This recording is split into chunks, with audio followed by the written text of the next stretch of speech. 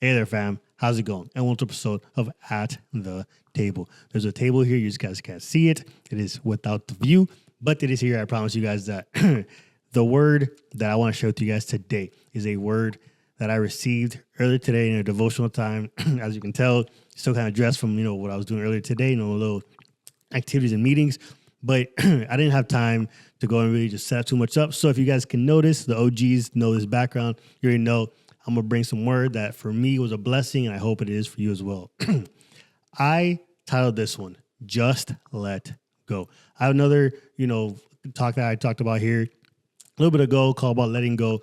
But this one, guys, this one, I don't want to call it a point two because there's other parts to it that it is just, it's different, but it's the same, if that makes sense to you guys.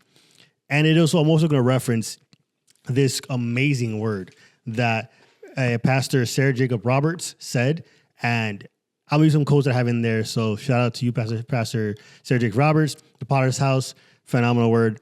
And this word is definitely going to be one that for me was one that it took hold of my spirit. And once it took hold, I didn't want to let go. So I had to share it with you guys. That's why I went, rushed home, put the lights up really quick, OG background, and we're going to get into it. For me, right?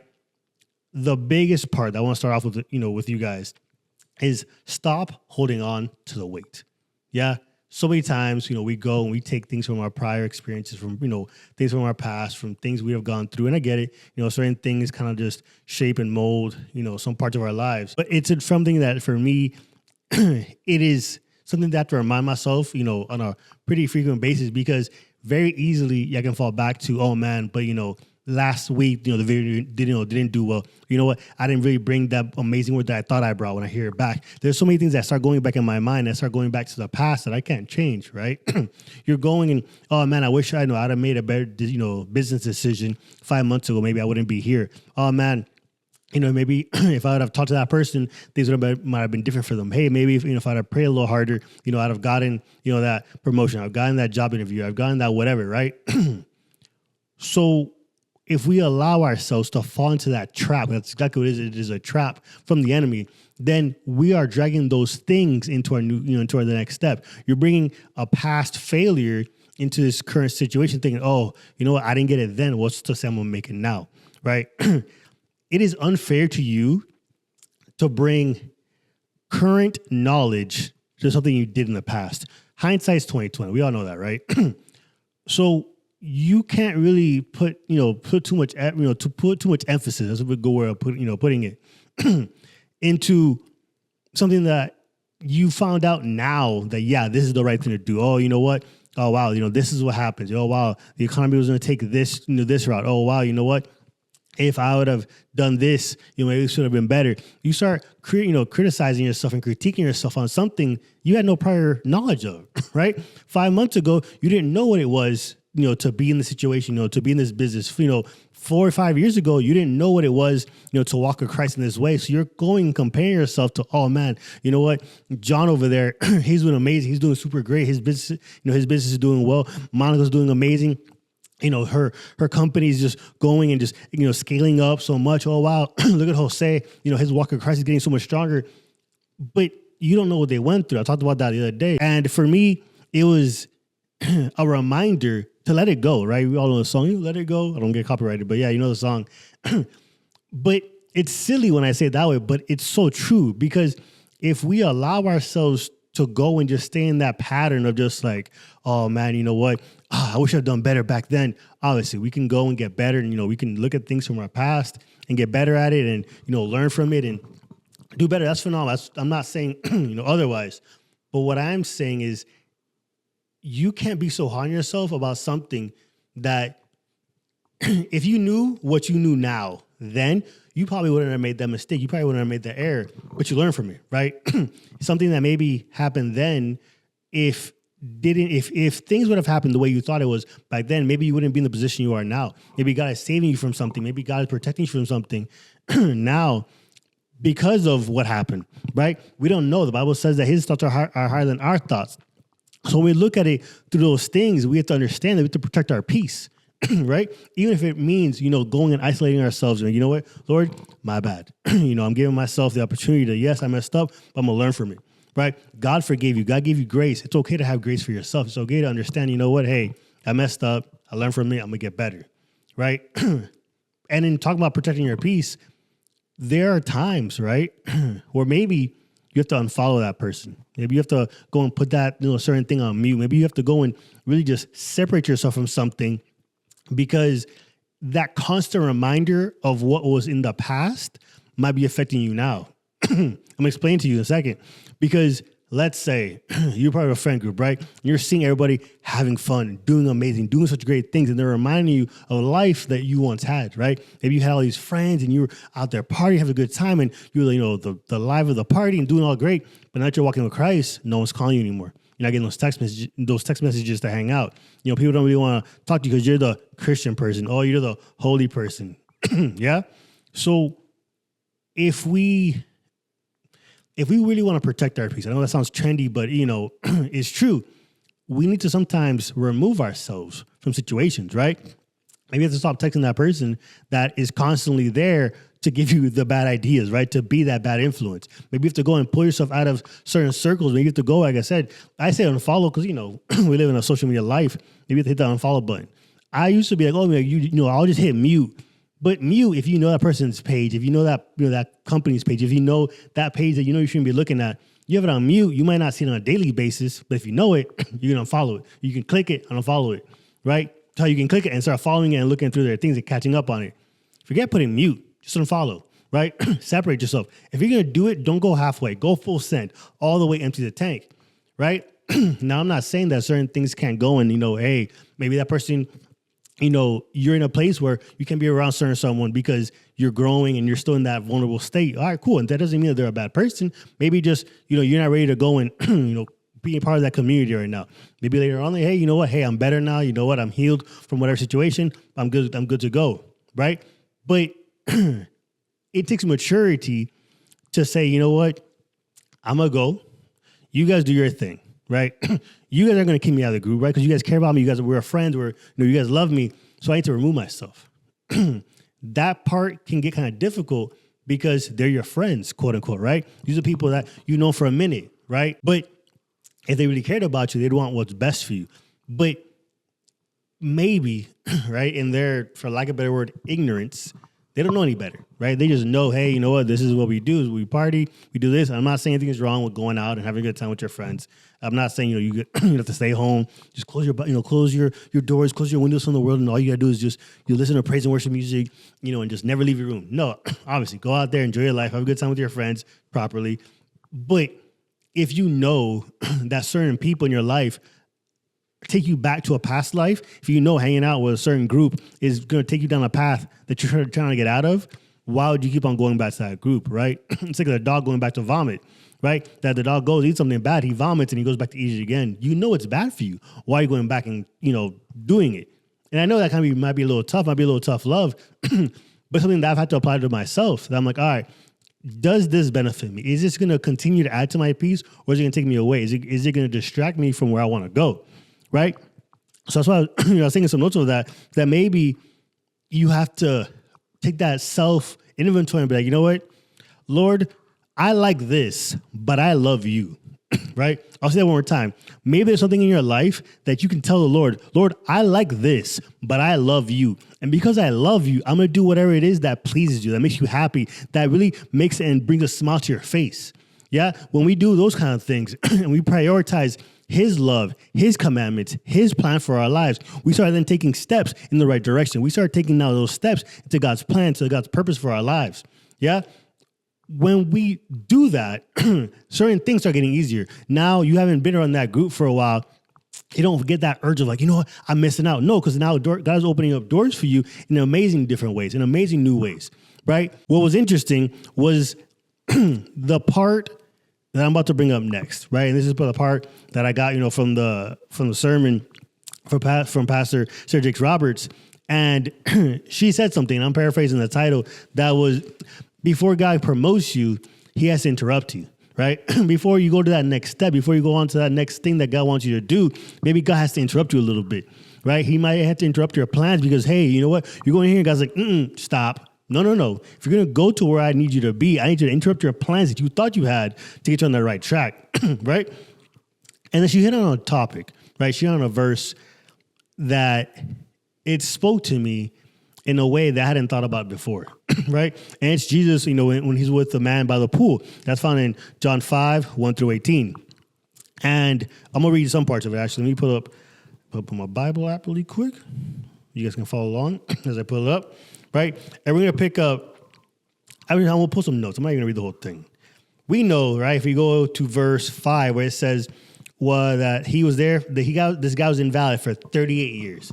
Imagine that. For 38 years, this man was lame. He couldn't walk around, right? We all know that it was a pool, and the pool was called Bethesda, right? And they'd go and the angel would come down, stir the waters. People would go in there, they'd get healed. And Jesus goes by, and he sees a man there, and he says, do you want to get well? Right? That was a question that Jesus posed to this man. In verse 7, he says, sir, the invalid replied, I have no one to help me get into the pool when the water is stirred. While I'm still trying to get in, someone else goes down ahead of me. Now, that for me spoke because it related to what I was talking about. Let go. You're thinking, right? This is Jesus, the healer of all healers, right? The Alpha and the Omega, the Son of God, miracle worker. He's saying, do you want to get well? He didn't say, hey, what are your plans to get into the water? He goes, do you want to get well? That should have already in his head been like, why is Jesus, if he has all this power in the world, why is he asking me, do I want to get well? Right? That should have been a little flag, little lights on his brain. Like, this is interesting. You know what? Let me word it this way. He hadn't let go of the mentality of what the world can do. Right? He had already conformed to the part of, you know what? Hey, I'm invalid. I can never walk. This is it. This is all I'm ever going to do. Like, there's no way out of this for me. If he let go of the change in the circumstances and the rules and the laws of the world, he understood, this is Jesus telling me, do you want to get well? I would have been like, yeah, I do.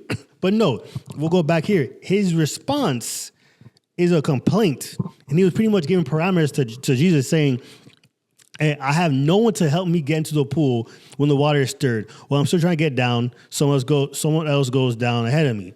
Then it says in verse 8, then Jesus said to him, get up, pick up your mat, and walk. At once the man was cured. He picked up his mat and walked away. Right? It spoke to me in such an amazing way because once he said, yeah, I want to do that. Like let me rephrase it again. He never once said, yeah, I want to do that. He just told Jesus his problem. And Jesus was like, I'm going to give you a solution. Get up your mat and go. At that point, that man was into a crossroads.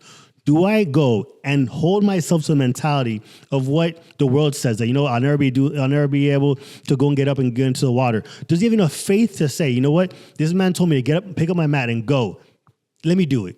Right? He had already been 38 years of just pretty much fighting for his life every single day to get into the water, to do what he could to try to go and do it out of his own power, out of his own volition, out of his own just strength to do it. And Jesus is like, I got you. Some words. Pick up your mat and go. It was a commandment. Pick up your mat. Pick up the thing that you thought you were laying. You were laying on something that now will be used as a platform. Come on. The very thing that this man was using to lay himself on, to sit here in his distress, to sit here in his hurt, to sit here in his disappointment, to sit here in his depression, to sit here in all these things negative about his life. God is then going to use it as a platform to go and tell people, this is what my God did. This is what Jesus did for my life, right? And if you keep on going further, people saw him like, hold on, isn't the man that was lame for 38 years? The Pharisees got upset. It's on the Sabbath, right? So they asked him, who did that for you? And he said, it was Jesus. He said it right now in verse 11. But he replied, the man who made me well said to me, pick up your mat and go. Verse 12. So he said to him, who is this fellow who told you to pick up your mat? Then it goes verse 13. The man who was healed had no idea who he was, for Jesus had slipped away into the crowd that was there. Later, Jesus found him in the temple and said to him, which is interesting. Let me pause right there. He found him in the temple, right?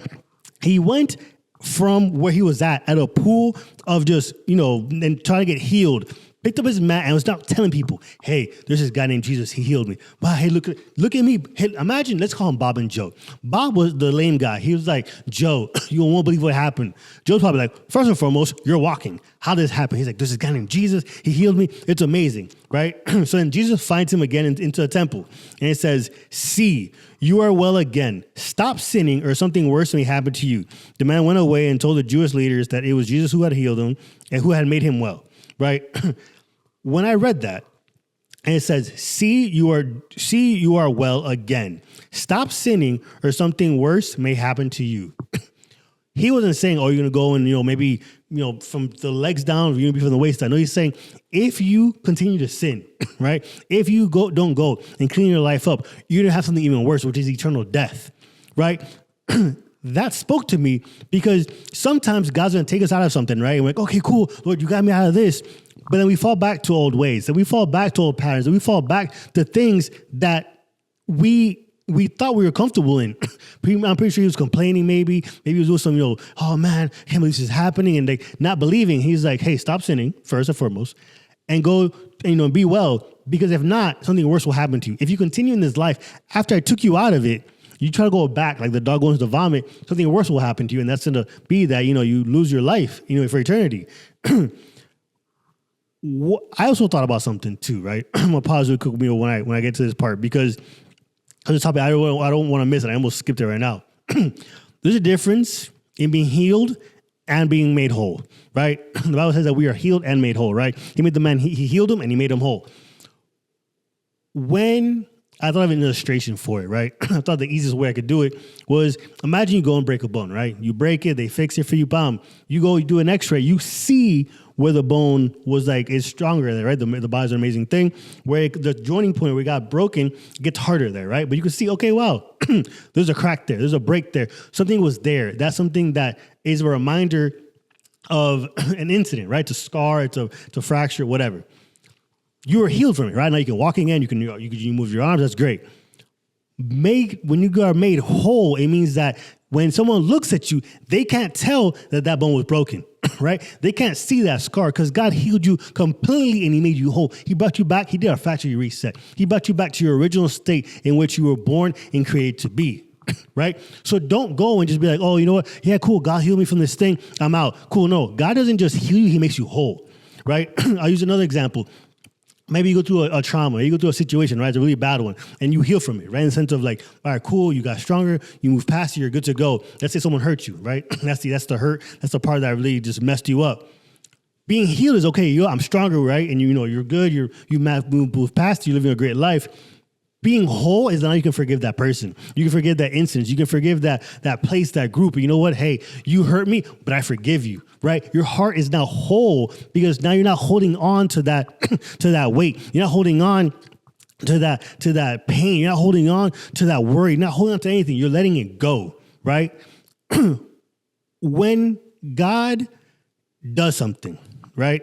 He doesn't do it halfway. He does it all the way, full send, all the way, every single time. So don't get complacent and be like, okay, cool, you know what? I'm okay with this. Like, yeah, this hurt, this kind of scarred me up, but you know what? I'll get through it. No. God wants to remove that all out of your life and make you whole. There are certain things, obviously, that go and that you're scarred up, and on the flip side, your scars aren't scars, they're beauty marks. I remember a pastor said that, in a preaching, and that for me it was beautiful because, those scars tell stories that, wow, you know what? You went through a test, but it became not from a test to a testimony, right? You went through something and it hurt you maybe, and it maybe brought you down, it brought you to your knees, but it didn't kill you, it didn't take you out, it didn't stop you, right?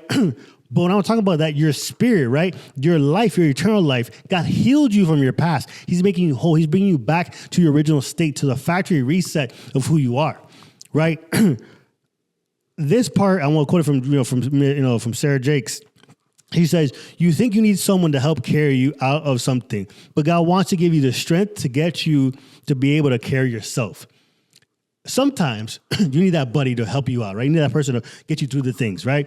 there's some times where it's just you and God. It is just an encounter, just one-on-one, where it's like, you know what, Lord, I need you and only you. And God's going to empower you. He's going to give you the strength to be able to pull you out of that and go forward. So that when you can tell people, you know what, who did this? You can't be like, oh, well, you know, my buddy helped me out through this. Oh, you know what, I got some help from people over here. That's great. That's beautiful. It's lovely. And, prayer is amazing, and community, that's awesome. But there's times we need to go, you know what, I've been in the pits. I've been in the valleys. I've been in those dark places. And the person that got me out of it was Jesus Christ. The person that got me out of me, the one that had his hand over me was God. His faithfulness and his mercy was over my life. Such a big and amazing way that only it is his hand, and by his grace and love am I here today. Right? That, guys, is what I want to talk about today. That's why I want to drop off and just pour into you guys today. As you can tell, look, I don't know if you guys can see it. This is on paper notes. I didn't go and type this up. This is literally, God gave it. He put it into my spirit. He put it into my life. I wrote it down really quickly. I want to share it with you guys. I didn't want time to go by. I didn't want it to go till tomorrow and be like, oh, you know what, I'll do it tomorrow. No. I need to do this now. I knew I had to share it with you guys because there's such an impact in my life. I don't know who might be watching this. You might be someone that you're at the end of your rope. You're like, Lord, I am just through with everybody. I'm just hurt. The pain is too much. I just feel like I'm dragging everything on to these next things, to this next relationship, to this next job, to this next level, whatever it is. And God's telling you, let it go. Yeah? It is amazing, beautiful, and just, it should bring, how do I put it, a new expectation of what God can do. He doesn't want to just heal you. He wants to make you whole. Right? Those scars, those cuts, those things in your life, yes, they happened. Yes, they hurt. And yes, they suck. But God is able. It was such amazing, just, I can't even think of a great word. Just, it's immaculate. He leaves you in a way. Let's put it this way. I'll put this in the simpler words. He makes you go through, okay, now I'm saying makes you. He lets you understand that though you walk through a fire, you're not going to smell like smoke. That though you are cast into a pit of lions, it doesn't matter because he's going to close his mouth. God's going to put you in a place where you're going to understand that though you have the Red Sea in front of you and further behind you, he will split the Red Sea and make a way where there's no way. Right? He'll feed you. He'll comfort you. He'll love upon you. Right? That's the kind of God that you and I serve. That's the kind of God that will just come down, leave the 99 for you, right? All things work together to those that believe in him, right? That he knows the thoughts before I even think them, right? That he is able and willing, right? Not only is he able, but he's willing to come down to you on a level that you understand on one-on-one. Hey, my son, my daughter, I get it. This sucks. This hurts. But I'm here with you. I'm with you in the valley, and I'm with you in the mountaintop. I'm with you through every step of this. You're never alone. Maybe that's the word someone needs to hear right now. You're not alone. God is with you, even though you feel like you don't see him. You don't feel like you feel him. You don't feel like you even are even close to his presence. God's with you every step that you're going through this. He sees you. He loves you. And he's going to take you to the place that he wants you to go. You just have to trust him. Trust him in the middle of the storm. Trust him in the valley. Trust him in the mountain. Trust him in the highs and in the lows. Trust him on a good day and a bad day. Just always trust him, right? And let go. When you let go, you allow God to then move in and do what he has to do for your life. Yeah? Hopefully this is a good word for you guys. This is one that definitely, I wrote it down really quick. I just wanted to be raw and just unfiltered with you guys and just really share it because it was impactful in my life and I wanted to share it because for me, these kind of words are words that hit differently because sometimes you might be going through it and you might feel like no one understands and no one gets it. But then something like this comes across your page. Something like this pops up on your feed and you're like, you know what? All right, cool. Someone sees me. They see where I'm at. Because I've been there, right? I've been in places where I'm like, Lord, you know what? Like, I could just really use a friend right now. I could just really use like a voice right now. And I have amazing friends. I have an amazing support group. Let me not, downplay that. But there's times where, it's 2 o'clock in the morning. I'm just there, just trying to go through the word, trying to do what I gotta figure out, like trying to pull from something. Nothing's really hitting, and then boom, a video pops up. I'm like, oh, there it is, right? And God reveals himself in all many different ways. Healer, love, strength, peace, all that. Yeah? Hopefully this is a good word for you guys. I love you guys. Don't forget to like, comment, subscribe, hit the notification bell so any of these talks, any of these videos. Follow me on Instagram. Follow me also on Spotify. Putting the videos out there too so you guys can see, you guys can listen when you're driving or wherever you're at home, doing some things. I'm on all different platforms. Don't forget to also down here, if you have any prayer requests, put them down here in the in the email below. I love you guys. Stay safe. And as always, make it the best day ever. See you on the next one.